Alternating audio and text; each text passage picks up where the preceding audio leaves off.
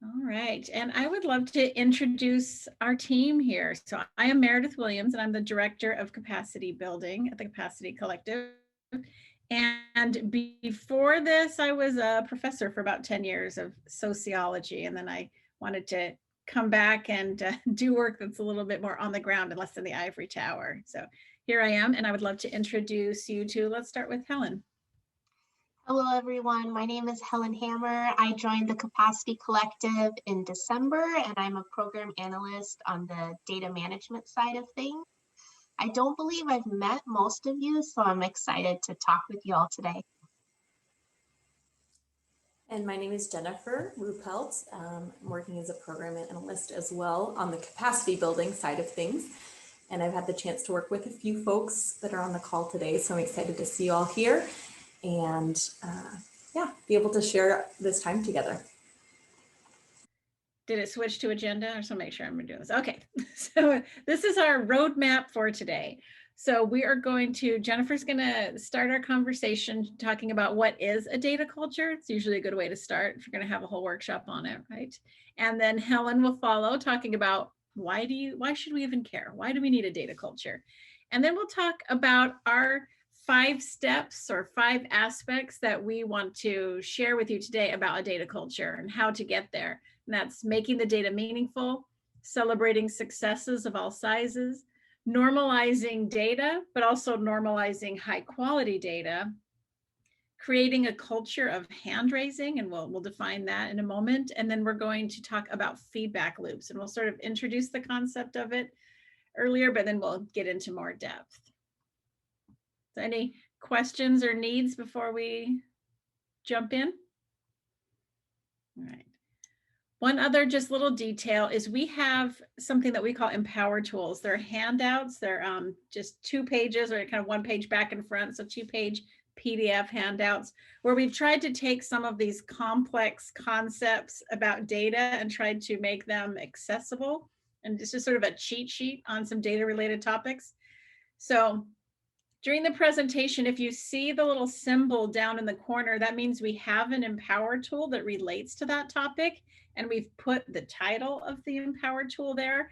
And as they are mentioned, Helen, she's our rock star, she's going to drop the link in the chat. So if that's a tool that you'd like to check out, everything is free, available, help yourself, peruse, whatever you want. Everything is available to you. We love to share. And yeah. Let's go. Let's jump in. Let's see. All right, Jen. Awesome. Thanks, Meredith. Well, first of all, I just want to thank you all for being here and just give a shout out to the fact that there are so many different roles and perspectives represented in this virtual room. And I think that's fantastic because one of the things we really want to emphasize is that a data culture should permeate an organization and be woven into a program. So that's not just one specific area, one specific person, specific department, but a data culture should really cross-cut an organization. And I'd like to start us out with this quote. A data culture is a group of people who value, practice, and encourage using data to make decisions. They use data because they want to and not because they have to. And I'm so glad that we were able to do that icebreaker just to be able to share where we are at. And it's totally fine to be a mix of these things of, you know, we have to do this for funders and we recognize that. But we can also move toward this place of we want to use data, we want to be able to capitalize on the information and the knowledge that we have as an organization to better serve our communities. And so that's kind of the dream, is to be able to cultivate a data culture that allows us to see value, intrinsic value in the data and what that allows us to do. So the ways that allows us to be able to learn together, to grow, and to be able to make decisions. And again, Meredith brought this up at the beginning, but just to be upfront, we really see data as more than numbers. We think of data as information, and it should reflect who we are and who our communities are. So as we can get beyond just the check yes, check no, 1, 2, 3. We want to be able to create a rich picture that really reflects our community. And we're surrounded by data on a day-to-day basis. So just be able to think of kind of broaden our vision of what data is. And all of this information, we can use it to be able to shape what we do in the world and how we do it. And we want to be able to be more responsive to our communities, more responsive to our staff. We want to live into our mission and vision as an organization. So knowledge is power. If anyone watched Schoolhouse Rock videos in the 90s, that will stick in your head. But just think about the data as the value that it can give us as a community. So go ahead and, next slide. So we want to think about what does it look like to have a data culture? And so that first aspect there, data informed decision making. So again, we don't need data just for data's sake, or just because a funder told us that we need to. We want to be able to put our data to use. And one of these uses is for better decision making so that we can shape our programs and better serve our communities. The next point there is feedback loops, and we're going to get to that a little more toward the end of the workshop. But basically, this is allowing people to see relevant data that informs their day-to-day activities, the work they're doing, giving data back to communities and to staff who are contributing this data. So not just this extractivist model where we take data out of communities, we ask staff to input data, and then they never see anything that comes from that. We really want to be able to bring these feedback loops full circle so that we can be able to have their input, but also allow them to use that as power to make decisions and to understand what a program is doing. And this kind of gets into the transparency and accountability point. So sharing data with stakeholders, with communities, it's not just this is what our organization has done, this is who we serve, but are we getting this right? Did we interpret this data correctly? And allowing people to have a chance to weigh in on what that data means. So actually being part of the meaning-making process. Again, participation. So we know that this involves the whole organization, which is why I'm so excited that we have folks from so many different roles here today. This includes participants, program participants, staff. It includes data systems, people that are responsible for doing analysis, different levels of decision-making, whether that's your day-to-day role of home visits or how you're carrying out a program, or a broader shift in an organization's focus. And again, we need this to be cross-cutting throughout a whole organization, not just isolated into one department or one person. That takes dedication, it takes time, it takes human resources, and we can't just throw that on top of an already heavy workload. We need to weave these systems into our day-to-day lives so that we're able to have that success and create systematic ways of collecting our data and being able to process it as well. So that kind of gets us closer to what a data culture could look like. And I'm going to pass things over to Helen. Thank you, Jen, and thanks everyone for being here. Now that we've talked a little bit about, or you've heard us talk about a little bit about what a data culture is, I want to spend just a few minutes touching on the why. So why does every team or organization need a data culture? You all are here, you signed up to come to this class on a Friday afternoon, so you all know that data is powerful. As Jen said, it's a powerful tool. Even more so, quality data can be used in the following ways I have here. And this alliteration was accidental, but I think it does a great job at getting to why a data culture is so valuable. So the first point here, when we talk about data in terms of advocacy, we're often asking ourselves, how can we advance our program's mission and vision?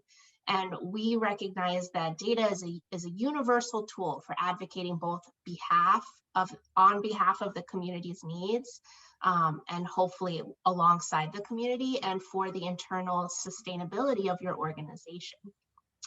Second, ongoing analysis. So more than just a one-time check on what your program is doing or how you're meeting the needs of the community, but an ongoing analysis being another pivotal aspect of an organization's culture. So ideally, we should always be asking the question, is our program's data reflecting the goals and values of our organization and the community we serve? Lastly, using data for accountability. Are my program and staff decisions based on data or personal intuition or bias? Which is a hard one to ask ourselves. But as an organization, you can use data to keep both yourselves accountable and use it as a tool to keep those in power accountable. Next slide, please.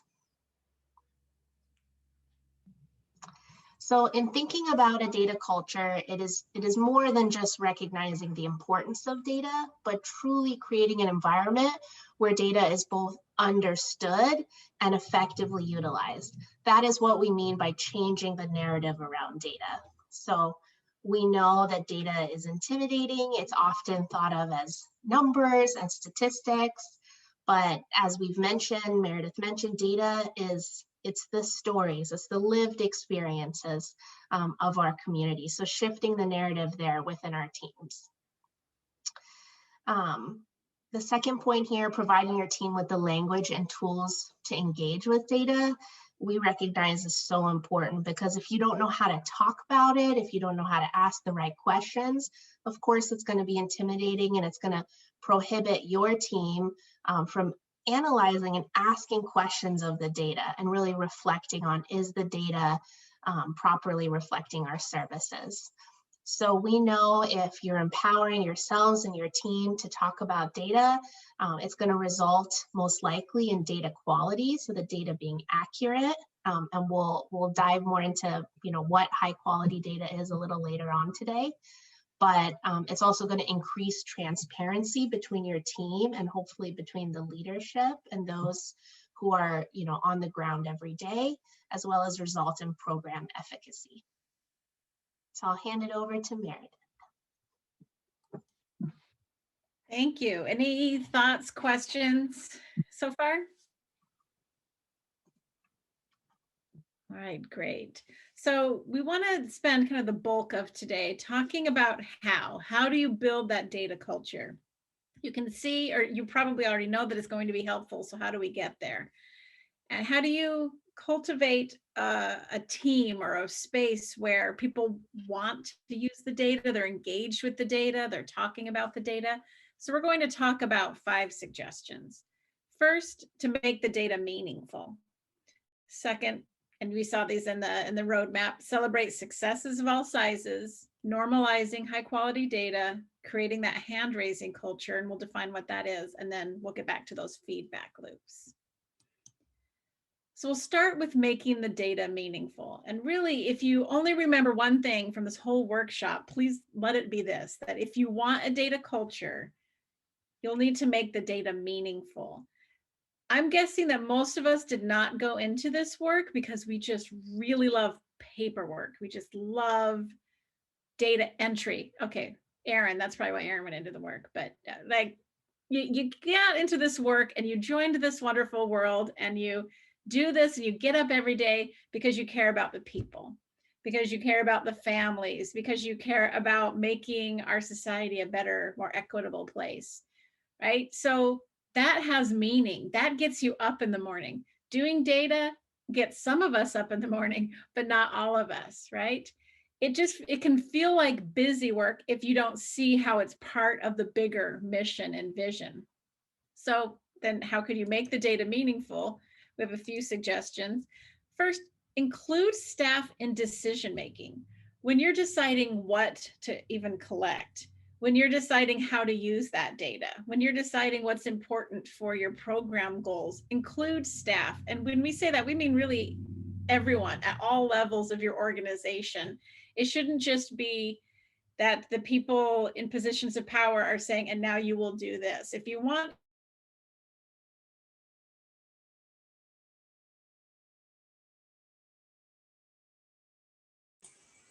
Looks like Meredith froze up there a little bit. Uh-oh. Are you back? Am I back yet? Uh-oh. I think so. I think it worked. Yeah, but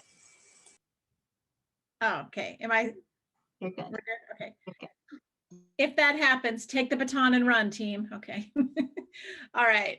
So then also for making it meaningful, sharing the mission and vision for the organization. And it's really doing that in two ways. Help people and make this explicit. Don't just assume that people are making this connection on their own. Make explicit how the work they are doing is part of that bigger mission and vision, that they are contributing to it. One of our motivators, just as humans, is to be part of something bigger than ourselves. So showing that they are contributing to it and drawing those explicit lines is incredibly helpful for making the data meaningful. And then whenever possible, have staff help make those program goals. We kind of touched upon this earlier, but really help define what you're even trying to achieve with staff's help so that they can feel invested, that you have that buy-in and they want to be a part of it. We also suggest regularly soliciting input. And then when you get the input, take it seriously, actually follow up on it. And I think that we've probably all worked in the type of place where you have the supervisor who says, oh, it's, open door, come in, I want to hear what you have to say. But if you find out 10 minutes later, oh, actually that went nowhere, then it stops that communication, right? No longer do you want to keep showing up with your great ideas. So solicit input about everything, but especially about the data, or including about the data, and then take it seriously and act upon it as best you can. We also suggest really knowing your staff, know their talents, their needs, their motivation, their goals. And of course, this is all a challenge and we have so much to do, but just knowing who is really good at something. And here's the thing about if you are working with direct service folks, your doulas and your home visitors, is they have a lot of expertise of what's going on with families right now. They're an incredibly wonderful source of data and information. So get to know them, what they care about, their talents and their needs, because you can learn from each other. You can find out that somebody is just really good at organizing. Great, let's learn from that. And let's appreciate those talents and give people opportunities to use those talents to contribute to the greater good. We also suggest just making space and time for staff to be able to share their tips and tricks. Again, as experts of this job, they should have the opportunity to share what they're learning with you and with each other. So tips and tricks for, oh yeah, that was feeling really tedious. So this is what I did is I took the 10 most common phrases I use in my case notes. I made them into a Word doc and I copy and paste it. So I don't always have to retype that again and again. Even those little things, that's where those talents come out, is you're going to find out who's organized and who has great ideas. Use those, take advantage of those. And last, to make the data meaningful, communicate that big picture. Again, I think we get just so bogged down in the day-to-day and all of the things that are expected of us. It is very easy to lose sight of the big picture. So again, making explicit how it's all connected to the big picture of your program goals, your mission, your vision, really communicate that with your team. And if you are interested, we have an Empower tool that is really connected to the second part of this workshop that we're going to have in a couple of weeks, including staff voices. So we'd love for you to have a chance to talk to us and each other for a few minutes. And Helen's going to put us in some breakout rooms. And this is what we're going to talk about. Thinking about your team, because some of you supervise and some of you don't. Some of you, your roles are going to be different, but just thinking about your team, how engaged is that team with data? And speaking for yourself, or what you've noticed with your team, what makes staff more engaged with the data and what seems to make staff less engaged with the data? So thinking about making meaning of it. Love to have some conversations about where you are. So Helen is going to put us into a couple of groups.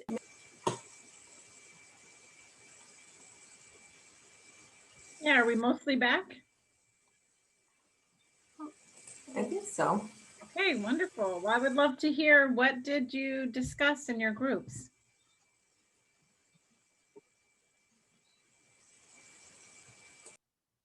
I can share for our group. We talked about a few things. I think the major themes were that it's really a lot easier if there's a clear purpose, a reason why staff are collecting data and how the data will be used.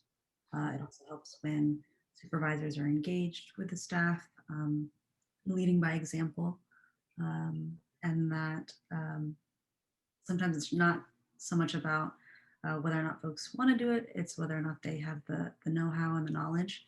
So it's making sure that everyone has the support they need to collect data and do it in a way that makes sense for everybody. I really appreciate those points. And I think we're going to talk about some of those, but absolutely, if you don't know the purpose of why you're even collecting it, it's going to be hard for it to be meaningful to you. Yeah, wonderful comments. Thank you. What did others discuss?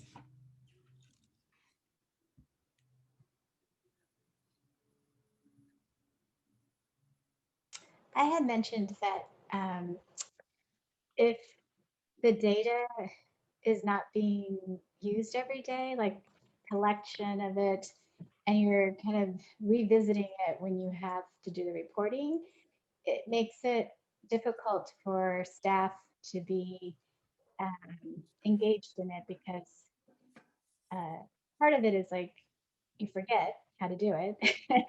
And then the relevancy of it is not like, you know, kind of in the back of your mind, because you're thinking about the work that you're doing. And so I think that can be a challenge. I find that for the staff. And then if you're not directly reporting, you know, doing the reports and engaged in kind of that data collection and all that, then you're kind of a step removed as well. So yeah, there's these barriers.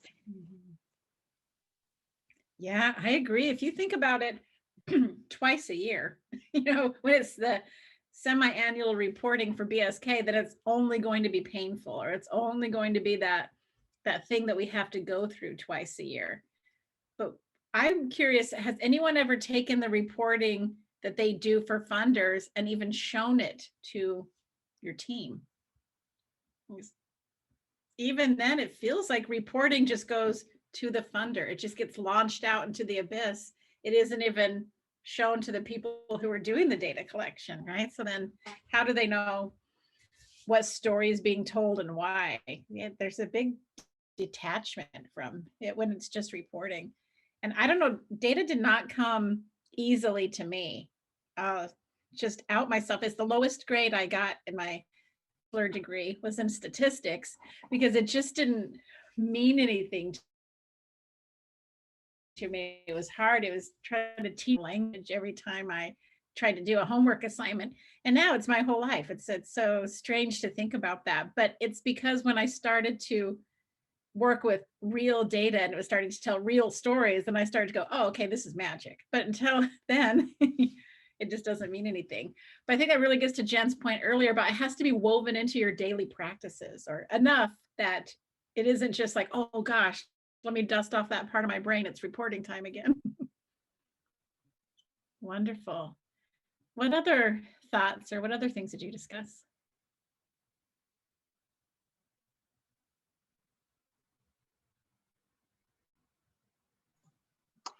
Erin made a great point in our group about data being intimidating or aggressive. Sorry, Erin, I can't think of the right word, but just making it more approachable to staff and really respecting everyone's unique abilities. And, you know, it takes time to learn how to engage with this subject. So that was valuable.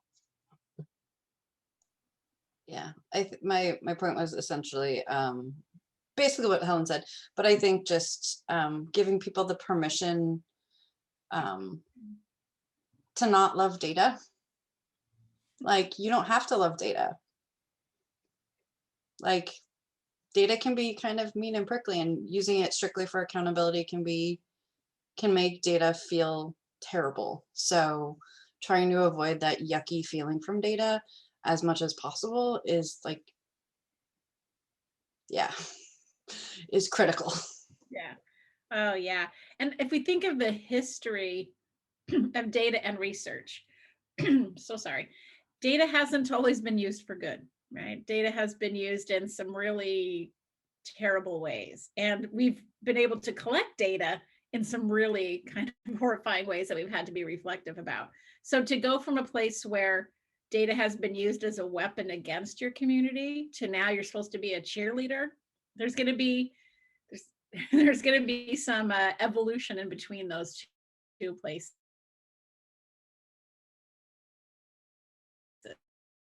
And these are wonderful. Any other thoughts? Awesome. Thank you so much for sharing your thoughts. This is great.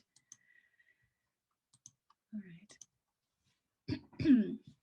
So second in this, I'm so sorry, how to make it, or how to kind of cultivate, how to build that data culture is to celebrate successes.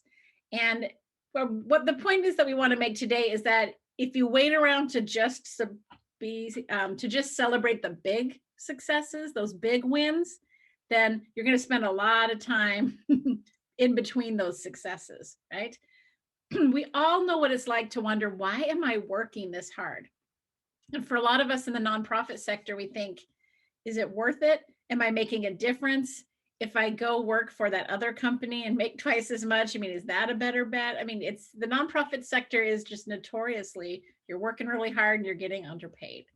That's why there's a lot of turnover, partially why, right? So what keeps you getting up day after day if you're going to just work that hard? And it's really, really hard to see how things are changing or if things are changing when you're in it. You have these gut feelings, you have some anecdotes, you maybe hear a couple good stories, but if you really dig into the work that you're doing day to day, you are having these incremental, wonderful successes all the time. And we call them micro successes. And we started this when we started meeting with all of our home visiting programs and talking about, you know, we can do this job for 2-3 years and we don't see things like, oh, this person went and finished their GED. I mean, you see it, but it's big. And somebody might be with you 2 years before you see that. Somebody went and got a degree, they met their educational goal. That could take years. So what about celebrating the things that are happening on the way that really are significant? So for example, a client made that scary phone call on their own. That doesn't, you know, maybe it's not earth shattering in some ways, but isn't it earth shattering? Isn't it showing us something? Isn't there something to be learned from that? And that is that confidence, the ability to navigate systems, all of those things are changing when you see that they're able to make that call for themselves. A caregiver advocated for herself. Huge.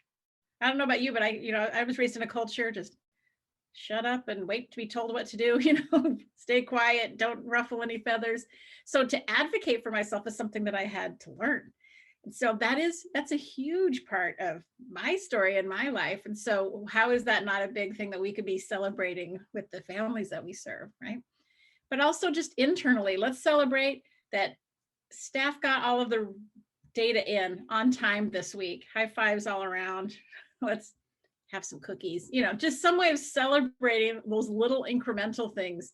But then of course you should still celebrate your big wins too. When you do have those stories, sharing them and being able to celebrate together that you are making a difference. And this also of course promotes that strength-based approach. What are we doing well? Where are we being successful? And whenever possible, data entry should not be something punitive, right? It should be something that you're leading with the carrot and not the stick.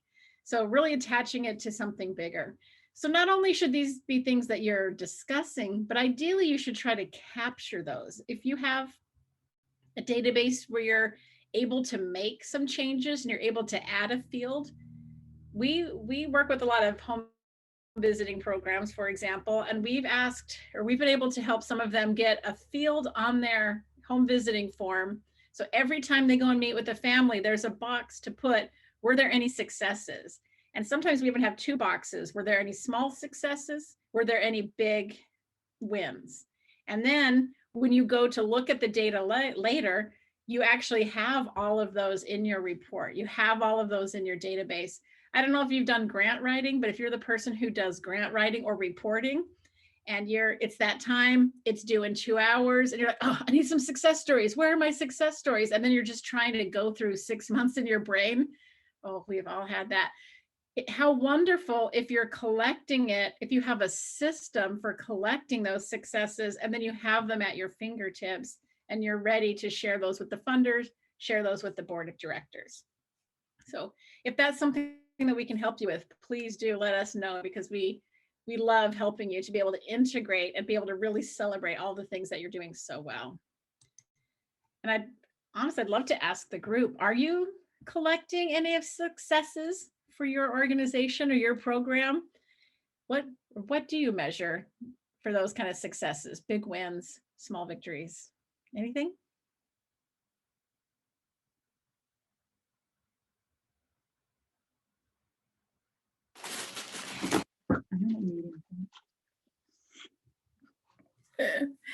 Yes, so for us, we measure families that have been referred or children that have been referred for further evaluation, and if the parent follows through on the appointments, and also the results of the evaluation. And then what happens after the evaluation. So yeah, so did the parent follow through? Okay, with the parent follow through, did the child qualify for services? And the child qualified, did the parent follow through on enrolling the child or with the services that was offered to the child? So those things we measure. Yeah, that's great. And I have to say that is a success. I think it's one of the hard things that I hear from the home visitors and the doulas and the people who are doing that direct service is they make the referral, but they don't necessarily know what happens after that. They don't always, the loop doesn't always come back and tell them if that was successful. So how wonderful to have that data. And then it feels like, okay, I'm not just sending people into the wild. I know that they're going to be taken care of, and that feels really good. So that's great that you have that data. Enviable. Are other programs collecting anything about successes, achieving goals, anything like that?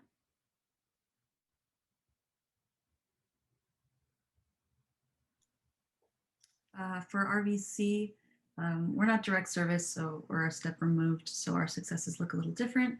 It's more like, oh, this organization went from this many part-time staff to all full-time staff, or these people are finally paying their ED. They're no longer volunteer run, or for our fellowship arm of our program, it's like this fellow is going to be hired by their organization.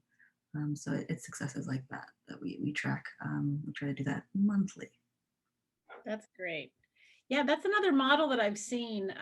Actually, at Atlantic Street Center, I think that when we were working with Emily, we helped her add just a field to their forms.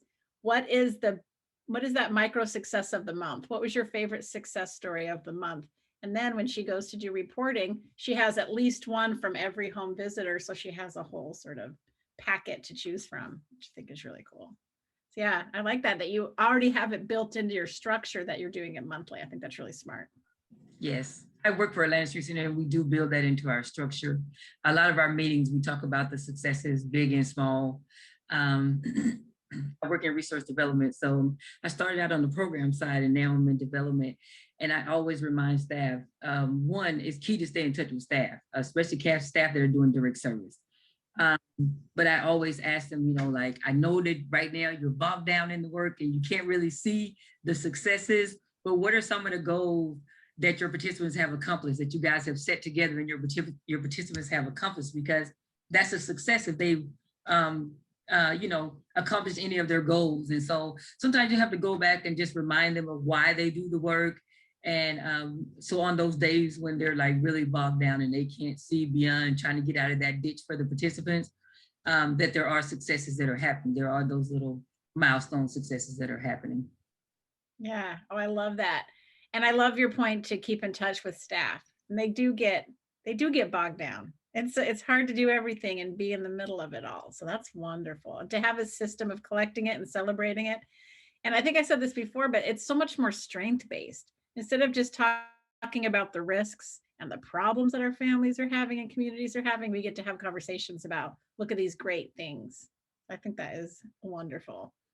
Go Atlantic Street Center. Yeah, wonderful. Anything else anyone wants to share? Fabulous. Let's see.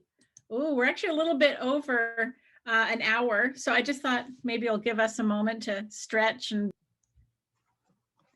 yeah, thank you everyone for giving us a Friday afternoon. All right, the next part that I want to talk about is, so again, just taking a step back, we're talking about how to build a data culture. And the third suggestion that we have is to really normalize data, and not just normalize data, but normalize high quality data. And what I mean by normalize is to make normal, to weave it in as something that is normal, expected, not in a punitive way, but it's just part of what this job is. So normalizing it as part of the conversations you're having. And we have a few suggestions on how to do this. And this is going to be in two parts. First, how to normalize data, and then how to normalize high quality data. For normalizing data, it's really sharing right up front that this is part of your job, that this is part of what it takes to be in the role that you're in, right? So that means including it in job descriptions. And this is something that we're happy to help you with if you could use some bouncing around of ideas, but just setting the expectation up front that this is something that we value, this is something that's important to us, even all the way back to in the job description. Just whatever tasks are going to be related to data, being clear about those up front.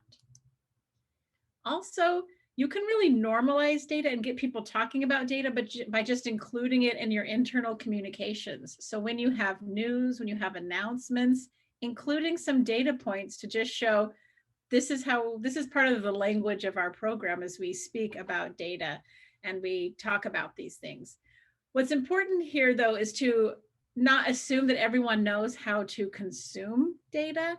So really having opportunities from the beginning to here's a chart, here's how to read this chart, here's how to understand it. If you're going to give tables, which can be really intimidating to people, then make sure that you're explaining it, how you're reading it, so that people can get used to how to understand and how to digest that data. Because again, especially given the fear around data, it's helpful to see it sort of normalized and explained a few times. Also, and of course, this isn't always possible, but when there are professional development opportunities to learn more about data and engage with data, taking advantage of that as best you can. The fact that we have 3 home visitors from Iraqi Community Center of Washington tells me that their supervisor said, I want data to be an important part of our team, so I'm going to give them the opportunity to come to this training and talk about data. And I think that's really wonderful. And it's really, it doesn't seem intuitive, but again, kind of right up front, weaving data literacy into the onboarding, onto that training. So saying, here's an example of what the data looks like, here's how to read it, and showing how to understand it. And then also thinking, is there a way that I can show this to make it more clear? Can I use a chart instead of a table? You know, is there something I can make this, is there a way I can make this understandable? And then just making sure that staff actually have access to the data. So it's not something that they just do and it goes off into the abyss, but they actually have an opportunity to see it and engage with it in some ways. And so then it starts to see, okay, this is part of my daily practice. If people aren't doing a great job of inputting data, if they're not doing a great job of keeping up on it, it's not necessarily because that our staff are slackers. I mean, clearly they're not. They're being highly productive in other ways most of the time, right? It's because that's the last thing that you want to care about sometimes is that data, right? Until it's normalized. So instead of assuming it's just because people are slacking, thinking about, well, how can we give it meaning or how can we make it more accessible? And then on top of just normalizing data in general, normalizing what you mean by high quality data. Normalizing that high quality data is expected and it's possible. Not that you need to expect perfection, especially right out of the gate. And everyone is on a different sort of journey and they have different experience with data, but being really clear that when we mean data, this is what we mean. And we mean for it to be high quality, and that's part of the expectation. So even when I say high quality data, I think we think we have an idea of what that is, but we can't assume that everyone is on the same page. So it's good to be really clear on how you define high quality data. And for us, the way that we explain it is that high quality data are consistent. Excuse me, meaning no matter who enters it or when, you can count on that those particular words have the same meaning, no matter who enters it. So if you have a very particular definition of what constitutes a home visit or a contact or a referral or a resource navigation, direct service, whatever your sort of components of the jobs are, make sure you have clear definitions and consistency. So when people use those words and phrases, you know exactly what they mean, and they're all using it in the same way. High quality data are also accurate, meaning the information in your data actually matches the reality as much as possible. So the correct spelling, the date, the details, all of it being actually accurate. And when you see an error, fixing it immediately. It's always easier if you can touch it once and be done, but if you do need to go back, making sure that everything is accurate. High quality data are also complete, meaning all of the information is in there without missing details. So it's not just, let me put a couple words in here, I'll come back later at the end of the quarter and fill that in. Like your brain is going to be so long gone. So just getting it in there and being as complete as possible. Not that it has to be long, you know, novels, but just that it's enough detail where if you picked it up off the sidewalk, it would make sense, right? So having it be complete. High quality data are also orderly, meaning that there's a consistent format and structure so that you can understand and expect where the data, what the data is going to look like. And an example of this might be in your case notes. If you have case notes at your program or your organization, or just comments about a home visit, or reflection notes from I met with this fellow and we have these reflections, you could think about how can we have all of our staff doing it in a similar way so that we know what to expect. For example, for a couple of programs, we've come up with an acronym, MAGIC. So in your case notes, you're going to do M, milestones. Here's my information about milestones. A, and that's going to be, I'm going to ask them if there's an address change. G, let's do the goal check-in. And then when you go to see the data later, it's all in the same order and you know what to expect. And it's just a lot easier to wade through data. If you've downloaded a data dump in Excel and you've opened it and there's 300 columns and 2,000 rows, it's very intimidating, even for those of us who love it. So yeah, it so helps when things can be clustered in a way. So just thinking in advance of how to make that happen is really helpful. High quality data are also unique, meaning there's one data record per person or one data record per home visit, because it gets really confusing really fast if you have duplicate records. It also distorts your numbers, which isn't telling the accurate story of what your program is doing. Is there another comment? There's a question there in the chat. What are the rest of the letters in magic? Oh, let's see, because it was for a PAT program. So I think M was milestones. I don't know if A was, I think address was just a shortcut for check on all of the contact information.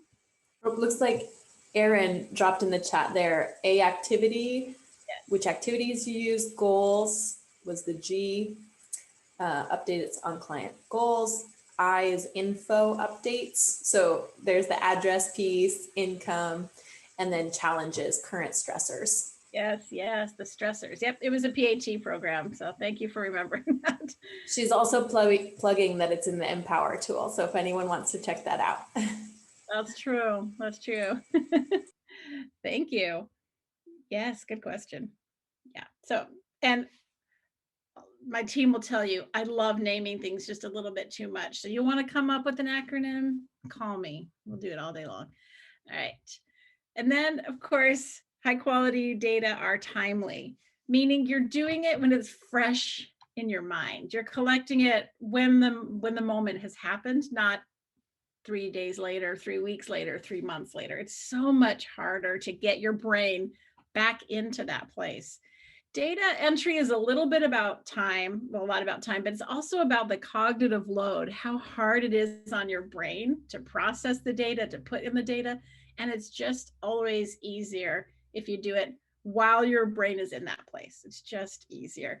So when that's possible, setting your staff up so that they can do it when it's timely is just going to be so much better for all of you, including the people who actually need to input that data. And then when you see that there's an error, just as soon as you see it, try to fix it then, and not go, oh yeah, I need to get to that. I mean, we're all so busy, but when possible, just prioritizing that is super helpful for getting that high quality data. So it's partly defining high quality data and setting nice expectations for your team, but it's also, you got to set your team up for success. So if you are in a supervisory position, this is where we really hope to speak to you about how have you or how can you set it up so that your staff can be successful with data entry. So instead of it being, oh, it's you, you're a slacker, you didn't do this, we really like to say, you know, respectfully, let's take a step back. Is it the person that's the problem, or is it the process? If you notice that nobody's able to keep up on the data, maybe it's time to just step back and say, okay, is it the people or is it the process? And most of the time it's the process. It's that there's not time to do it. There's not space to do it. There's not tools to do it. There's something going on there that is creating a barrier to having that successful data. And I know maybe it's not always that simple, of course. There's so much that goes into it, but really making sure that you take the opportunity to step back and say, is there something we can do differently that will better set our staff up for success? And the things that you can do are, for example, having really clear definitions. And that sort of takes us back to the consistency slide, or the consistency point from the last slide. Do you have a glossary of acronyms, especially when people are starting? Do you have a glossary of here's the terms that you're commonly going to use and this is what they mean?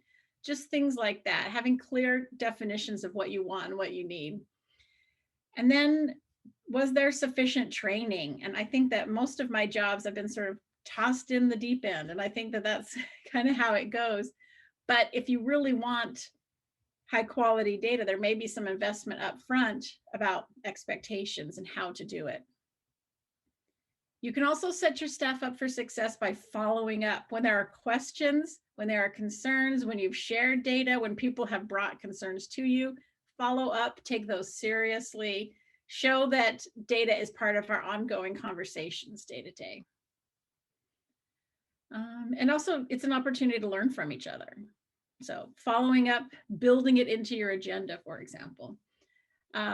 Fix processes that don't work. Again, think about it. Could it be the process, not the person? And what can we do to change our processes? And we have something that we do called the data or the process review, where it's based on process improvement, where we try to look at a process and unpack it and say, hey, can we make this better? And it's so hard to find the time and space to do that, but it's incredibly powerful when you can do that. And speaking of time and space, having dedicated time and space, but also the time and information that you need to be able to collect the data accurately and enter it accurately, both of those things. And then dedicated time and space to share tips and tricks. And one thing that we've been able to incorporate with quite a few of our clients is in that the staff meetings that you're already having, whether they're once a month, once a week, twice a month, building that into the itinerary for that, or the agenda, that there's always going to be a data checkup. There's always going to be a data chat. Give it a clever name, 5-10 minute check-in. What's your data question of the month? Or, hey, this is how we're doing with data. A data check-in, just something like that. When it's built into the agenda, you're signaling that it's important and you're giving yourself the time and space to actually follow through with it. And I should, please, Helen and Jen, the crew, jump in with any other thoughts or suggestions you have. And I'd really love to just hear from the group, really. What have you done to set your staff up for success, or what would you like to do? Do you have any ideas about what we're talking about for how you'd set your staff up for success? We'll say team more than staff. Any thoughts?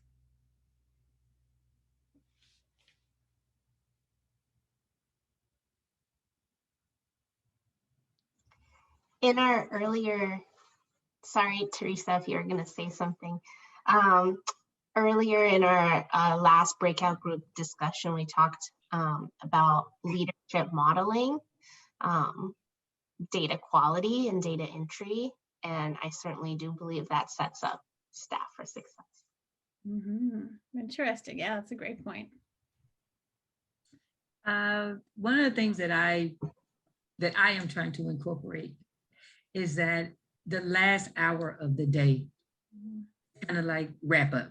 So in that time, data can be inputted while it's fresh on your mind. And you have that same set time every day. Now, I'm still a work in progress, but I think that if you can not end the day without getting that data inputted, then that's a great way of creating consistency, doing it at the same time, and then getting it off of your mind that same day within 24 hours, so to speak. Oh, I love it. It's such a great idea. And of course, I mean, these jobs are so hard. But if there's a way to have it built into the schedule, that's just normal. That's the expectation. Your home visits need to be done by this time so that you can make sure you get your data entry by the end of the day. And something that's very comforting about that as a person who did direct service is, even if it's stressful, that also means it's out of my brain. It's in the parking lot. It's in the database now. It's safe. I'm not going to forget anything. When you know that data is waiting to be put in there, it's sitting with you and it's taking up some of your IQ points. Like some of your bandwidth is gone because you're saving that information in your head. So it's actually a gift to be able to just wrap up the day. So I really like that suggestion.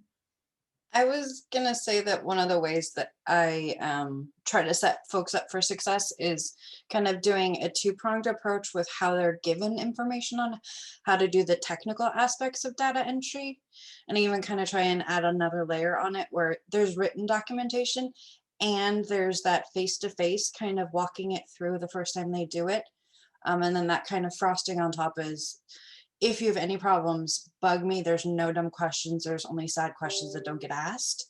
But I think it really, for me, lifts up the importance of multiple intelligences and that people process information differently, and just like how frustrating for me it is as just a person who doesn't always process super dense written instructions, that like, you're not helping the person if you're not meeting them where they are, and meeting them with how they process information.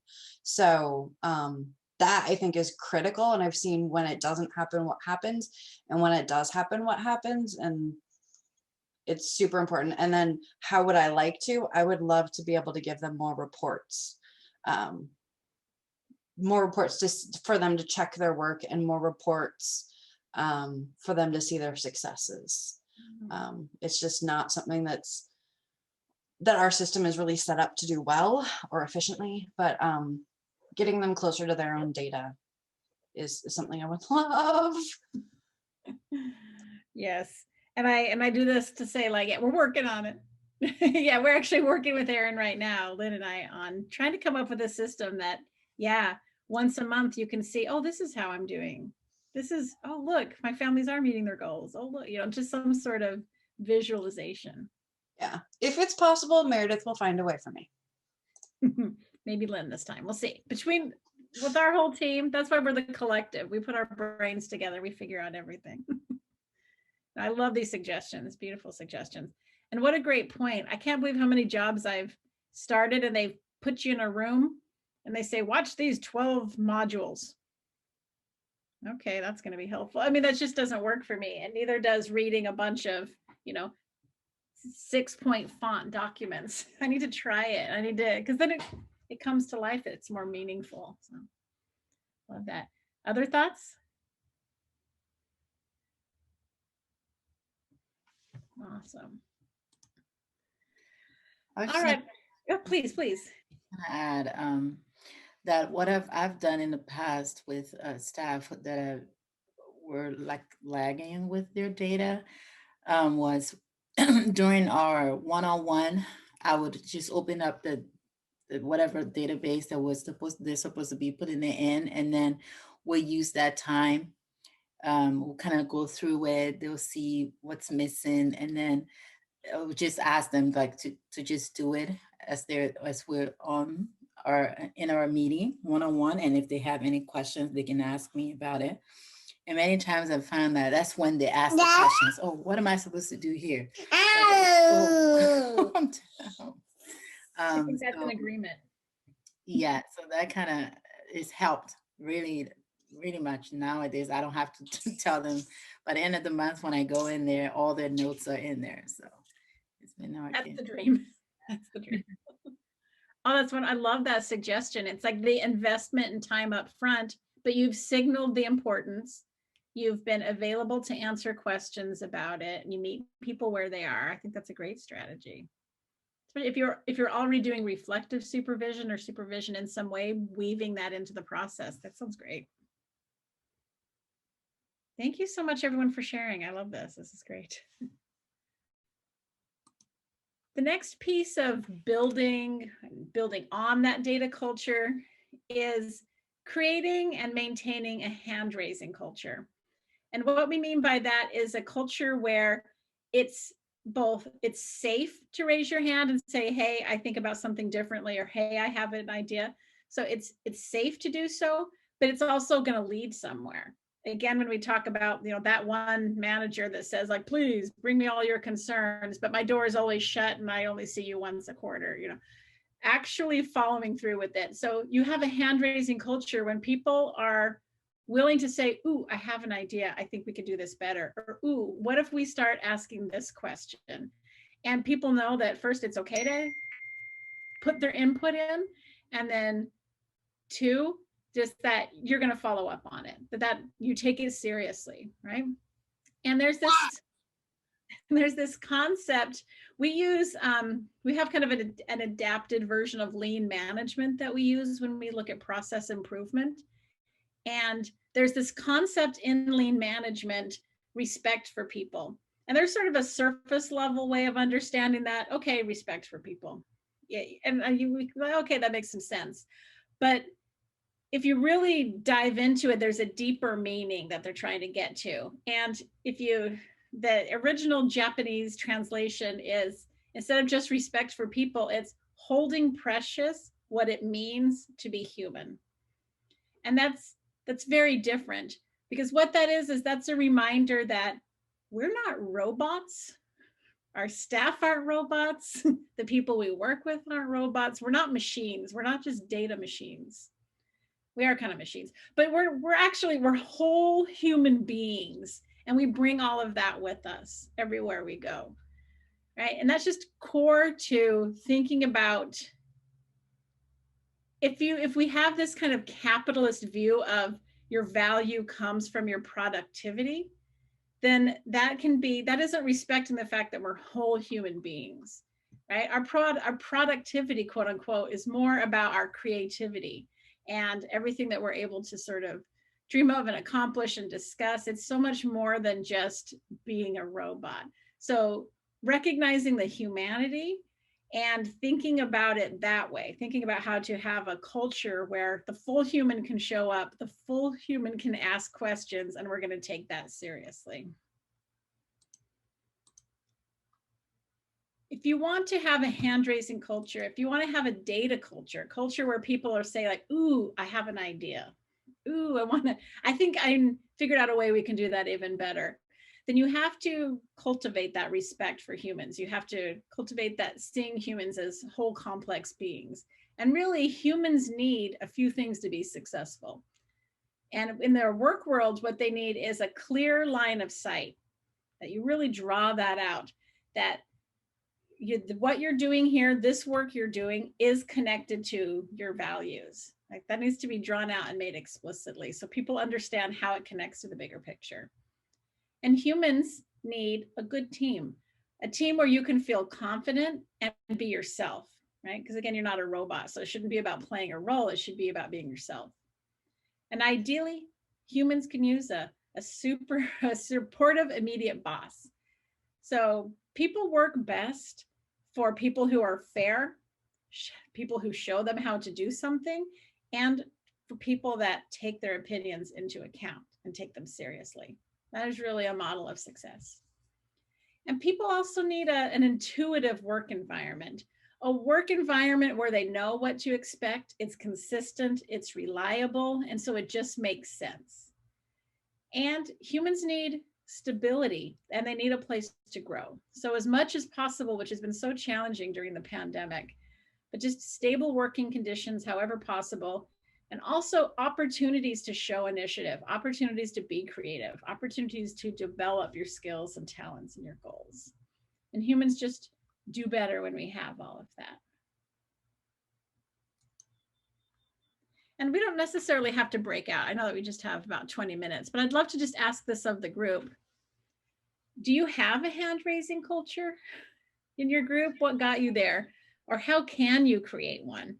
What's worked for you and what hasn't worked for you?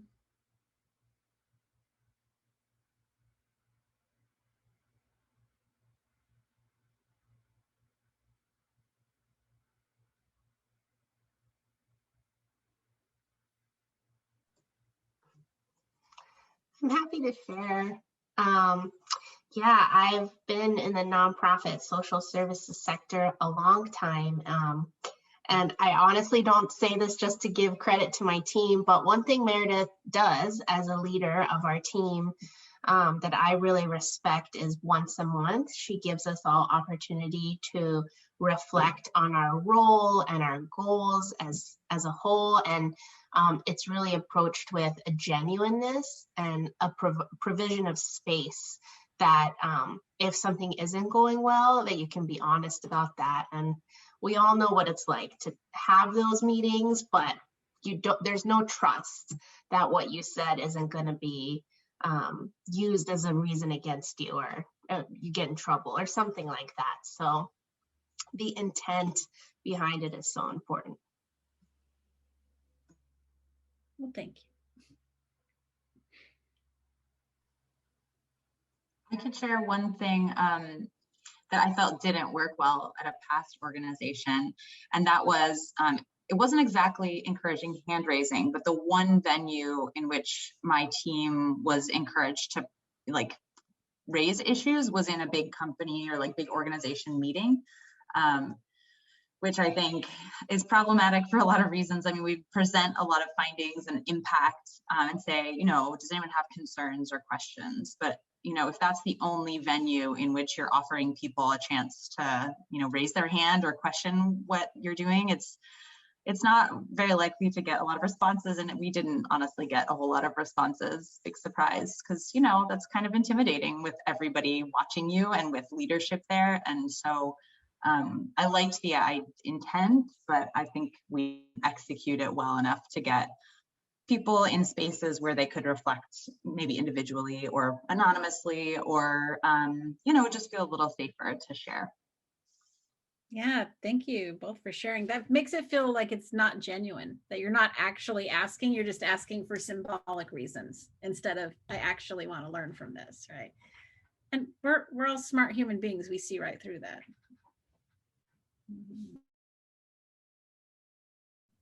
I would something that comes to mind. I feel like I'm talking a lot. Sorry.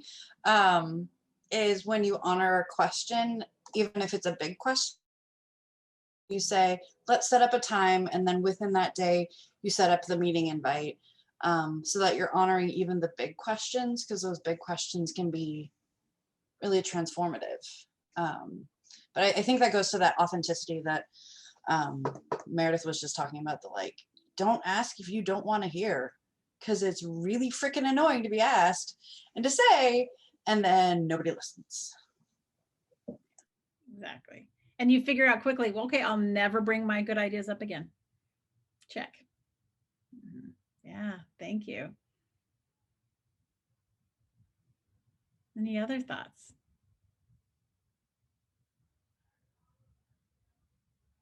Wonderful. Then I am going to turn it over to Jen. She's going to take it from here.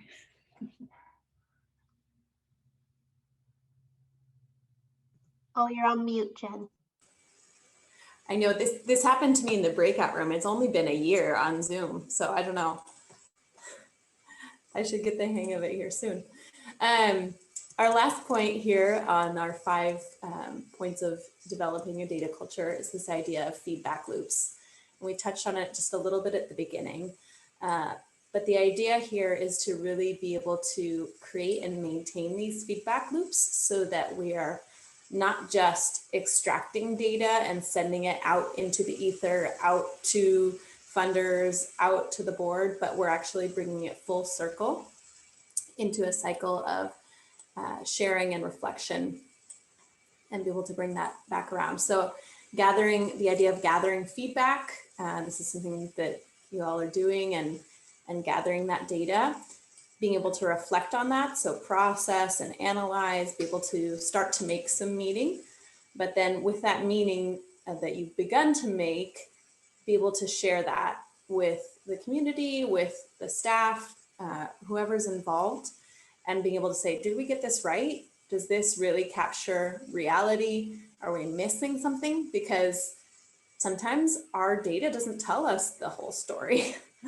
And it's important to be able to capture stories and reflect reality that really respects what's going on. And then not just leaving that there, but being able to put it in a space that is actionable. So we have this whole set where we've made meaning of the data, and we've brought this back around to people who can actually use this in their day-to-day lives to be able to make changes to the way they're doing their work, or the way they're interacting with participants, whatever it may be. So it's not just for funders, but it's for our organization, for staff, and for our community. And being able to, again, open up that space for staff to ask questions, not being afraid of getting that feedback. Sometimes it can be hard to open up the space for questions or criticism, but being able to cultivate that and make it a non-punitive space is really helpful. So we can go on to the next slide there. And so there's some tools that we like, and there are many more than these, but some tools that we like for these feedback loops. And really it's about being able to put our meaning that we've made, the information in the hands of people who can take action in a meaningful way, and a way that's easily understood. So again, not just, lines and lines of text or numbers or tables that are hard to read and hard to understand. But one of the things that we like is being able to change that into a visual language. So thinking about charts and graphs, infographics. There are a lot of great tools out there to create data visualization, and being able to explore new ways of sharing and showing the data. And this is something that can be a collaborative process too with staff. Like, you know, a staff member might be like, you gave me this great pie chart, but I don't know what this means. So let's, you know, I would prefer to see it in this other way, or, you know, being able to kind of workshop those data visualization tools. Really thinking about your audience, if we need to translate information, if we need to communicate it, send it out to folks in a way that's accessible. So that might be an email, or that might be something within your database system. It might be sharing something at a community meeting. So thinking about your audience as well. And then we also love dashboards. Meredith has mentioned them. And really this is kind of a set of data visualizations, of graphs, of charts, and it's an ongoing tool. So the idea is that this would be real time to some extent, and that can be real time, or it can be, you know, updated on a monthly basis, updated on a quarterly basis, and that people would be able to see changes over time. So being able to connect to the purpose of what they're doing, and being able to connect to the change that they're also creating, and what their direct impact is, and how staff are contributing to the bigger picture. So being able to kind of get this sense of, oh, wow, I had no idea that we had done, you know, 500 visits in the last 3 months. That's amazing. Like, and we're working with families that come from these different backgrounds, and really be able to connect to what the organization is doing and how they're doing it. So some of the tools that we've used for these, Meredith mentioned Apricot, database system, but there's also Tableau is a data visualization tool out there, along with Power BI. You can do these dashboards in Excel as well. We actually have an Empower tool that connects to that. And one that we've discovered recently is Google Data Studio. So it's a free resource out there from Google that we really like. So another thing, we want to make sure that we're not just sharing numbers and charts and graphs, we're really sharing stories. So again, sharing these success stories. This can be a great motivational tool when you're gathering those micro successes or those big wins, be able to share them with staff. This is part of what we're doing. Thinking about oral histories, and we can even think about photos. Just there's a lot of different ways to share these stories. And then maps are another great tool. And this can be really useful when you're thinking about where are clients clustered, what are some different hotspots for different activities or things that are happening in the community or that our organization is doing. So thinking about those geographic or spatial visualizations as well. But really this feedback loop is about being able to bring that data back around full circle, being able to share with stakeholders and then act. So that's really where things get interesting. So. Thank you. Any questions or thoughts about feedback loops?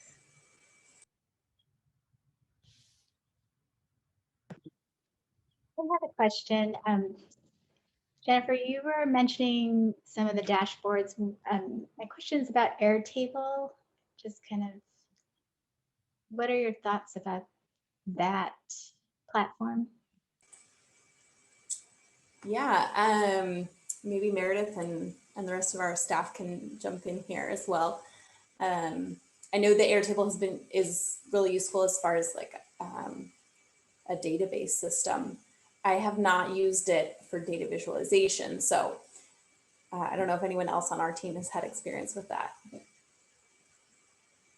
I haven't used it for visualizations myself either, but I would love to know. And I'd love to know if you can get it on the free version or if you have to sort of pay or upgrade to get the visualization.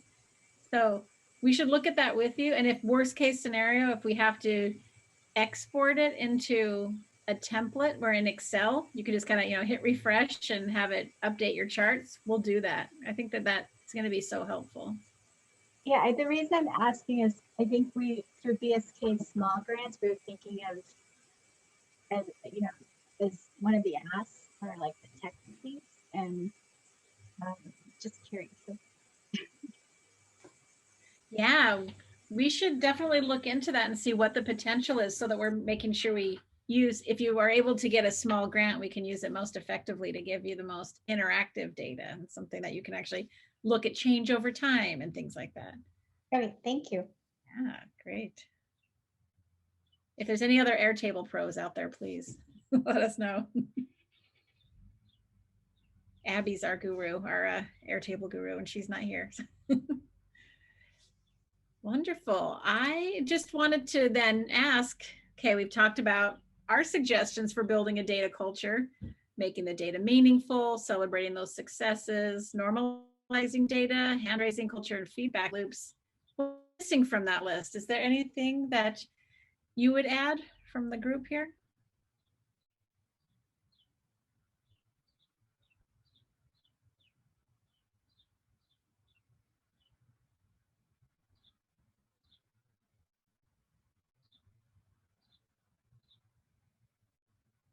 I'm sure that just means we nailed it. We got it all in there.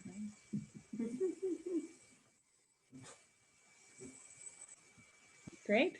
I think one thing I would just add is you guys. I don't think it would be possible if we didn't. Oh, that's very kind. We did not pay her to be here, I promise. No, it's true. I think the greatest gift we've been able to give, and why we love this so much, is that we can whisk you away from your daily duties for just a few hours. We can think big picture, we can think about data, and then, you can go back to your practice and you can go back to all of the things you have to do. But we just have that precious time to think about data. I think that is incredible. Like I will forever be grateful to BSK for allowing this possibility, because I think it makes a difference when you can carve out time to think about data. Incredible. Well, thank you. I think to piggyback on that, the big picture idea that like there are a lot of resources and supports out there, and it might not be as hard as you've told yourself it's going to be. And I think inserting a little hope as part of your data culture that like it could be better. It's not going to be so bad. Yeah. Hope is good. Yeah, and that you don't have to do everything all at once. Like a small change is still change. So it can be incremental and you can be moving toward a stronger data culture. Yeah, you don't have to be already there. Yeah, that there are some decisions that you have to right size, and like it's okay to be simple. Yeah, our organizations are complex. Our lives are complex. Yeah, and of course, it was a perfect plug for our next question. If anyone can think of just one thing that they would do to either build a data culture where there isn't one, or to strengthen the data culture that you have for your team. If you were going to start small, any ideas?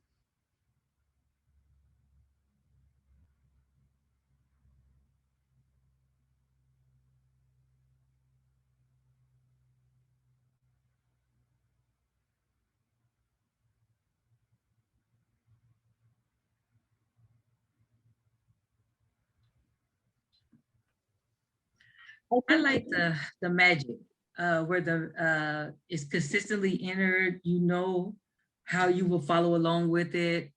I really like that structure. So that's one that I'll be passing on to the program side of things. Is that's something that they could consider. Wonderful, thank you. We also have for people who this can work for, we also have kind of a code word system that we've suggested. Like one of the programs said, we noticed that anecdotally that families are, a lot of things are changing now that cannabis has been legalized. You know, those laws changed. And they wanted to just keep track for the next 6 months, what's going on with our families now that the laws are changing around cannabis. So what they would do is they just chose a code word and they all put in all caps, so it's really obvious, cannabis, and then they put whatever notes they had. And then later when you go to pull that analysis, you just have to look for the code word, and then you know that the data you're looking for is going to come after it. So instead of wading through all of those words and paragraphs, you have that code word. So kind of same idea as having an acronym so you know what to expect.